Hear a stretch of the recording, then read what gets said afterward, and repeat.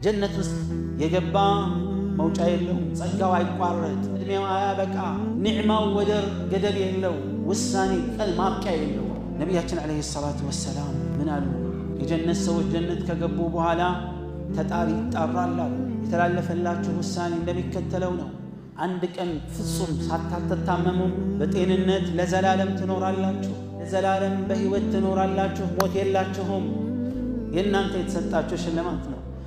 በወጣትነት ትኖራላችሁ፣ እርጅና የሚባል አያገኛችሁም፣ ለዘላለም ጸጋ ትንፈላሰሳላችሁ፣ ችግር መከራ ረሃብ አይገጥማችሁም። አላህ እንዲህ የሚለው ውጤቱ ማለት ይህ ነው አሉ።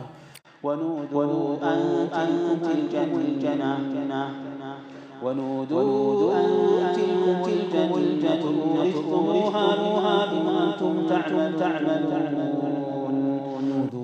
تتأروا ጥሪ ይተላለፍላቸዋል፣ አዋጅ ይታወጅላቸዋል። አላህ እነሆ ጀናት እናንተ በመሰሩት የተነሳ ወርሳችሁታል የሚባሉት ይህ ነው መልእክቱ አሉ አለይሂ ሰላቱ ወሰላም።